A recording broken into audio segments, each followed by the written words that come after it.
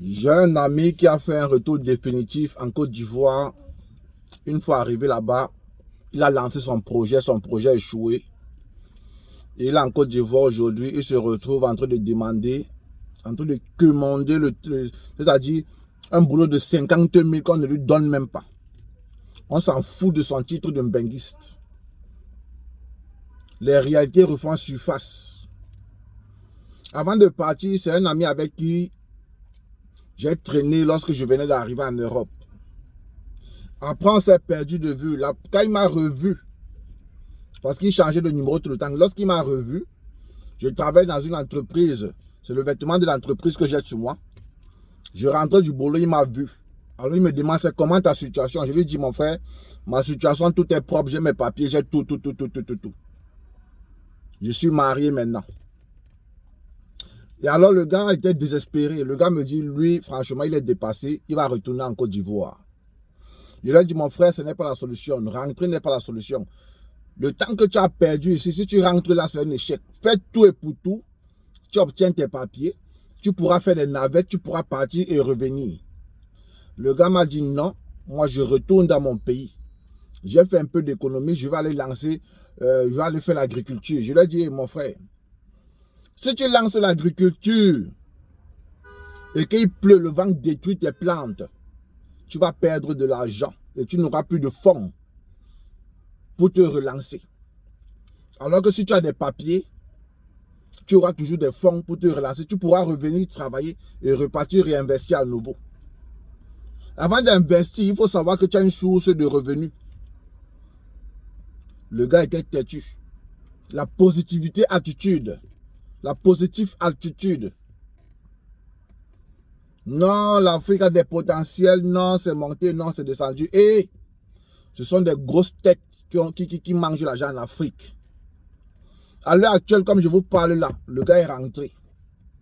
Ce sont les pleurs du Mbolé. Le gars pleure. Il cherche le travail de 50 000 à Abidjan. Il est dans les rues d'Abidjan publicitaires. Oui, Bazote vous présente un produit miracle. Regardez ce produit. Elici by Elisha. Vous voyez comment je brille. Vous voyez comment je rayonne.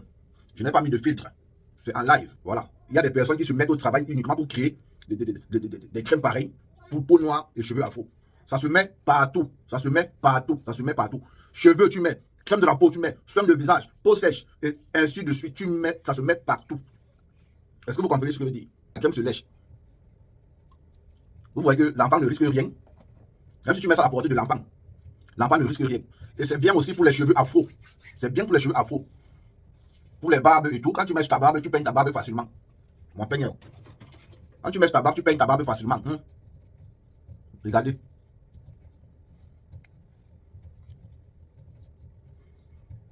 Ça fait le même effet lorsque vous mettez sur les cheveux afro.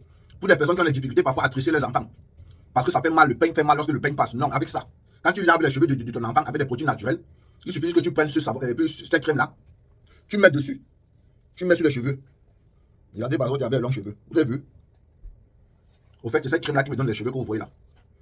Quand tu mets ça sur les cheveux afro, quand tu mets le peigne, ça passe crème. Ça passe crème. Fait à base de produits naturels. Pour ceux qui ont les peaux mortes, les peaux secs, les peaux de crocodile, les peaux bizarres, cette crème est la solution. Quand tu mets ça, tu es lisse. Tu es lisse comme un serpent. Oui, regardez. Regardez la peau de Bazote. C'est pas que... Non, regardez la peau. Regardez les mains. Vous voyez comment ça donne la texture à mes mains, non? Mes mains brillent. Mes mains brillent. C'est pas que c'est... Non, mes mains brillent. Tout est propre. Voilà. Tout est propre. Donc, vous savez ce qu'il faut faire. Pour passer votre commande, je vais vous mettre le numéro à description. Vous passez vos... Il cherche le travail de 50 000. Comme je lui avais prévenu, comme je lui avais dit, il a refusé d'écouter. Vous écoutez beaucoup d'informations des gens en ligne. Ouais, il faut devenir auto-entrepreneur. Ouais, c'est monté, c'est descendu. Et auto-entrepreneur, lancer dans l'entrepreneuriat, investir. Ne vous faites pas avoir. Ceux qui quittent de l'Europe ou des États-Unis pour aller en Afrique investir, ce sont les gens qui ont leurs papiers dans leur poche. Ne vous faites pas berner par ces personnes qui vous disent que je fais un retour définitif en Afrique. Ils ont leurs papiers dans leur poche. Quand c'est chaud, ils fuient. Je vous dis, je vous répète. Si vous partez suivre comme des moutons, comme des personnes qui ne réfléchissent pas, Vous allez regretter votre vie. Vous allez regretter votre vie. C'est un des gars avec qui il traînait, avec qui il cherchait des petits boulots ici en France, qui m'a informé de cette situation-là. Il me dit, là, à Abidjan, là-bas, il monte, il descend, il cherche le travail de 50 000. Il n'arrive pas à avoir, on n'arrive pas à lui donner. Son titre de Mbenguis, on a piétiné ça. L'Afrique a ses réalités. L'Afrique, c'est un terrain accidenté. Il faut être l'enfant de quelqu'un de connu, de haut placé, pour pouvoir faire un investissement et que ça marche. Je parle ça avec beaucoup de colère. J'ai mal pour lui, j'ai mal pour ce gars. Mais c'est la vie. Je crois qu'il va en tirer des leçons. Je crois qu'il va en tirer des leçons. Son ami qui m'a dit ça m'a vu aujourd'hui, comme je vous parle. Aujourd'hui, il est venu me voir là où je travaille. Parce que ces gars savent où je bosse. Il est venu me dire que Bazor. Il me dit que tu me vois, non? Tu me regardes, non? Il dit oui. Tu me vois comme je suis? Il dit oui. Il me dit qu'en Côte d'Ivoire, je dormais dans la rue. Je n'avais pas de maison dans mon propre pays, Le pays est vaste. Je n'ai pas de maison. Je dormais dehors. Je dormais sur le comptoir. Il me dit que je n'avais même pas de quoi manger. Quand je gagnais autour, c'était 100 francs. Quand j'avais mes 100 francs, le gars m'a raconté son histoire. J'ai eu mal. J'ai compris qu'il y en a qui ont souffert plus que moi. Il m'a dit que mon frère, je n'avais jamais su que je pouvais arriver en Bénin dans ma vie un jour. Il m'a dit que quand je voulais manger avec mes 100 francs, il dit que imagine, tu as 100 francs, quelqu'un t'a dépanné 100 francs, tu n'as pas de quoi manger. Il faut que tu réfléchisses avec. Si tu fumes, tu ne peux pas fumer. Si tu bois, tu ne peux pas boire. Il te faut manger. Les 100 francs, il faut que tu manges avec. Il dit que tu sais comment faire pour manger avec. Je dis non. Il me dit que je partais dans un restaurant là, une femme qui vendait la nourriture en bordure de route, où les gens venaient manger. Il dit que c'est quand la femme là finissait de servir à manger à tout le monde, quand sa nourriture finissait, le fond de la marmite, elle grattait le fond de la marmite comme ça, elle grattait le fond de la marmite, elle versait la sauce dessus comme ça là. Elle versait la sauce dessus. Elle me donnait, c'est ça que je mangeais pour 100 francs. Les restes, ce qu'on jette à la poubelle, elle grattait le fond, elle réunissait, elle me donnait. Elle avait pitié de moi. C'est ce que je mangeais. Le gars m'a dit que quand il arrivait quelque part, quand il arrivait dans le... C'est-à-dire que quand il arrive dans un groupe, quand il voit un groupe de gars quelque part, quand il arrive, les gars de son quartier, il dit que quand j'arrive, mon frère, tout le monde se cherche. Chacun me commence à dire que non, j'arrive, j'étais en train de faire tel truc. J'arrive, j'ai tel... On m'appelle. J'arrive, il dit que tout le monde se disperse. On le laisse seul. Il dit que quand il arrivait quelque part, tous ceux qui étaient là se dispersaient, on le laissait seul. Il dit que Bazor, quand je suis tes vidéos, ça me touche. Me voici aujourd'hui, je suis dans le bang. Ces gars-là qui me fuyaient, est-ce qu'ils peuvent me parler encore aujourd'hui? Ces gars-là qui me fuyaient ont des situations de vie plus précaires que moi aujourd'hui. La vie, c'est le temps. Et n'attendez pas le temps agir. Quand je dis que la vie, c'est le temps, c'est-à-dire que tu peux vivre certaines situations pour toi, tu penses que cette situation est éternelle. Parfois, tu te demandes si la vie est même... parfois, tu te dis que tu te poses la question si c'est normal. Si tu te dis que la vie est injuste envers toi. Tellement tu vois que ta souffrance est en train de durer. De perdurer. Mais je vous dis toujours, il faut être déterminé. Il faut croire. Dans le bain, il faut tracer ton schéma. C'est-à-dire quand tu traces un schéma, il faut être l'acteur de ton schéma. Quand tu dis que voilà, telle situation va me donner les papiers, il faut que la situation là, tu sois l'acteur de cette situation. On ne vit pas au jour au jour. Ne vous laissez pas entraîner par les petits miettes que vous allez gagner au noir. Il faut avoir des schémas dans la tête. C'est comme ça qu'un homme réfléchit. Vous qui êtes sans papier, je sais que c'est dur. Mais prenez courage. Prenez courage, ne vous laissez pas abattre. La famille, quand je vous dis comme bang, c'est le mental, ce n'est pas l'amusement. Quand je vous dis comme bang, c'est le mental, ce n'est pas l'amusement. Bazor ne s'amuse pas lorsqu'il dit comme bang, c'est le mental. Pour vivre en Mbeng, il faut avoir le mental. Mbeng, ça tape dans la tête. Mbeng frappe dans la tête. Tu manges, tu bois, tu as un endroit où dormir. Mais tu réfléchis quand même sur ta situation. Tu veux être comme les autres, tu vas avoir une voiture comme Bazotti, tu vas avoir un boulot, tu vas avoir un travail, tu vas avoir une famille. Mais parce que tu n'as pas les papiers. Quand tu abordes une fille et que tu abordes le sujet des papiers directement, la plupart fuient. La plupart fuient. Elles pensent que tu avais uniquement pour ça. On juge l'homme en Mbeng en fonction des papiers. En Mbeng, on juge l'homme en fonction des papiers. Tu vas beau être gentil, beau être soumis, beau être doux, beau être calme. Sur 10 filles, il n'y a que peut-être 2 filles qui peuvent accepter. Si tu dragues 10 filles, sur les 10, il y a peut-être 2 qui peuvent accepter ta situation. Le reste des 8 autres vont fuir. Lorsque tu as dit que tu n'as pas les papiers, fuis. Mais je vous dis qu'il faut quand même croire qu'il peut y avoir ces 2 personnes-là qui peuvent vous accepter. Si jamais c'est une femme qui doit t'aider en Europe. Il y a au moins ces 2 personnes. Il faut toujours savoir que il y a toujours quelqu'un qui va accepter ta situation. Ne te décourage jamais. Après, il y a plusieurs procédures pour avoir les papiers en Europe, bien évidemment. Mais la possibilité la plus facile, la plus simple, dans tous les pays où tu peux arriver dans le monde, c'est le mariage. Quand tu arrives aux États-Unis, on te demande de te marier à une Américaine. C'est tout, c'est tout. Peu importe le pays, même le pays le plus difficile dans le monde. Quand tu arrives là-bas, on te dit que marie-toi à une citoyenne du pays. On te donne les papiers. Peu importe le pays où tu arrives dans le monde. C'est-à-dire que c'est la méthode la plus facile, la plus simple. C'est un droit pour tous les êtres humains. On te dit que si tu arrives en Côte d'Ivoire, si tu épouses une Ivoirienne, on te donne les papiers. Ou si tu fais un enfant avec une Ivoirienne, on te donne les papiers. C'est la seule condition. La condition la plus simple pour tout être humain. On dit fonde une famille, marie-toi à une citoyenne de ce pays et tes portes s'ouvrent. C'est ce qui dépasse beaucoup de personnes à faire. C'est ce qui dépasse beaucoup de personnes à faire. Je vais vous dire la vérité, la famille. Il y a des gens qui avaient des facilités en Afrique d'avoir des femmes. Arrivés en Europe, ils n'ont plus les facilités d'avoir des femmes. Il y a des gens qui avaient les facilités en Afrique d'avoir les femmes. Mais une fois qu'ils sont ici en Europe, ils n'ont plus ces facilités-là. Ils commencent à voir que les femmes de l'Europe sont trop difficiles. Pourquoi ils pensent que les femmes de l'Europe sont trop difficiles? Parce qu'en Europe, ici, la femme n'a pas faim. La femme n'attend pas de toi. La femme se suffit d'abord. C'est-à-dire qu'elle peut avoir une voiture, un travail, tout.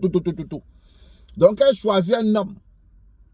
Elle s'assure que cet homme-là est vraiment son goût. Elle s'assure que cet homme-ci, je l'ai vraiment aimé. Il correspond aux critères du genre d'homme que je recherche. Voilà comment les femmes en Europe sélectionnent. Par contre, en Afrique, les femmes sélectionnent l'homme parce qu'elle a faim. En Afrique, la femme sélectionne un homme parfois parce qu'elle a faim. Parfois, tu enceintes une femme en Afrique, elle regarde qui est le plus aisé parmi vous. Quel est le gars qui s'en sort le mieux? Quel est le gars le plus battant? Elle peut donner sa grossesse au gars le plus battant. En Afrique, on ne sélectionne pas un homme par amour. En Afrique, la plupart des cas, on sélectionne l'homme par intérêt. Mais quand tu sélectionnes parfois l'homme par amour, quand tu dis que c'est toi le véritable père de mon enfant, il te dit que je n'ai pas les moyens, maman. Lui-même, parfois, c'est lui qui te dit que va accuser plutôt l'autre gars. Lui, il a l'argent plus que moi. Mais la grossesse a sur lui. L'enfant là ne va pas souffrir. Voilà comment en Afrique ça se passe. En Europe, donc, ce n'est pas ça. En Afrique, quand tu as un peu d'argent, quand tu t'assois dans un bar, tu fais un peu de boucan, les filles viennent s'asseoir à côté de toi parce qu'elles n'ont pas de quoi manger. Elles ont faim. Elles viennent s'asseoir à côté de toi. Pas parce que tu es trop beau. Ou pas parce qu'elle t'aime. Mais parce qu'elle a vu ce qui sortait de ta poche. Voilà donc pourquoi beaucoup de ces personnes arrivent en Europe. Ils n'arrivent plus à draguer. Ils n'arrivent plus à apprivoiser les femmes comme ils apprivoisaient en Afrique. Ils n'arrivent pas à draguer, à fonder une famille. Nous, les Bazotés, nous sommes beaux, naturellement. Grand de taille, beau. Dieu merci, Dieu m'a donné la chance d'être un homme grand de taille et beau. 1,90 m. Toute femme que quand je me mets devant une femme, elle veut être avec moi. C'est naturel. C'est Dieu qui a donné la beauté à Bazoté. Mais quand tu es un homme et que ta beauté est un peu compliquée, c'est difficile. Mais il faut croire. Il faut croire à ton potentiel. Ou il faut marcher avec les gens comme Bazotti. Il faut chercher des personnes aussi comme Bazotti. Quand il fait mes petites sorties, tu es à côté de moi. Et tant à côté de moi aussi, tu peux profiter. Maintenant, vous ne comprenez pas ça. Vous arrivez à Nord, vous êtes tous dans les coins bizarres en train de faire des faux commentaires.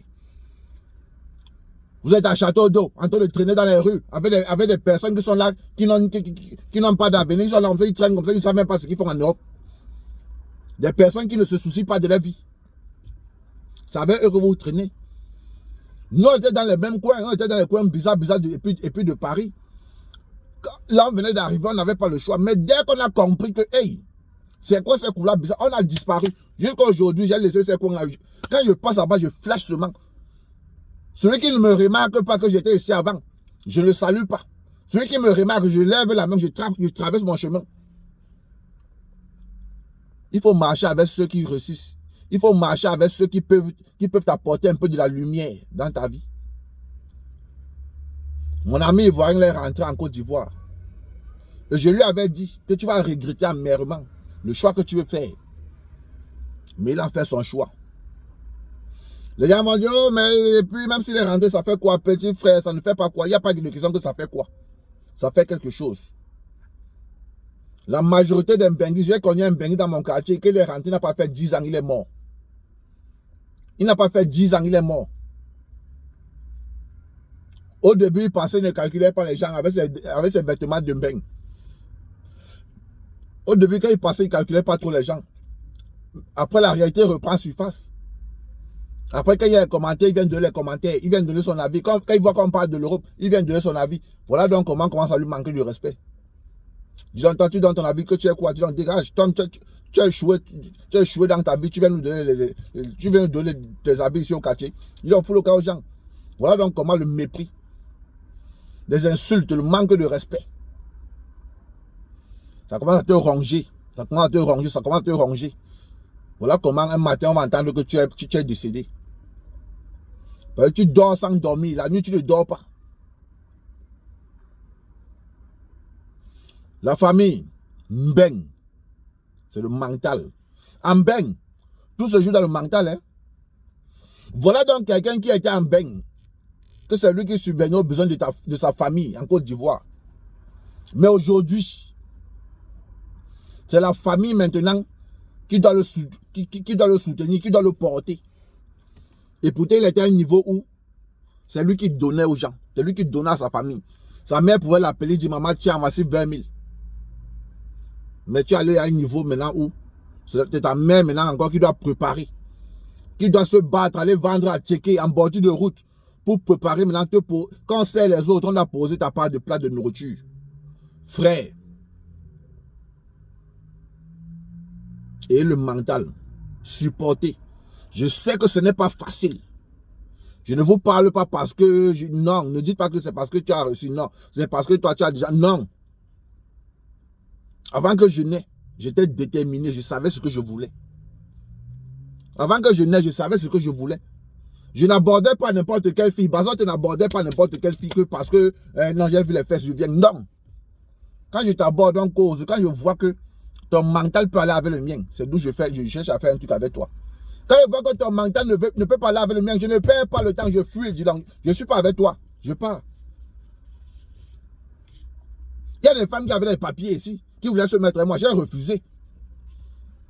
Je suis tombé sur une Congolaise sérieuse, elle voulait se mettre avec moi. Mais mon mental n'allait pas avec son mental, je lui ai dit que mets-toi de côté. Mets-toi de côté, tu n'es pas le genre de fille que je cherche. Je veux une vraie fille, que je sais que son mental peut aller avec le mien. Ne perdez pas le temps en dans les fausses relations. C'est tout ce que moi j'ai à vous dire. Soyez vrai. Soyez vrai dans ce que vous faites. Quand tu es vrai, même la fille avec qui tu parles, quand tu causes avec elle, elle sent que tu es un homme vrai. Tu vas avoir tout ce que tu veux. Soyez des personnes vraies. C'était Bazotti. J'ai fini de parler. Les compreneurs comprennent. Ciao, ciao la famille. On fait ça. Partagez massivement et abonnez-vous pour la vidéo. Désolé pour la longueur de cette vidéo aussi. Ciao, ciao.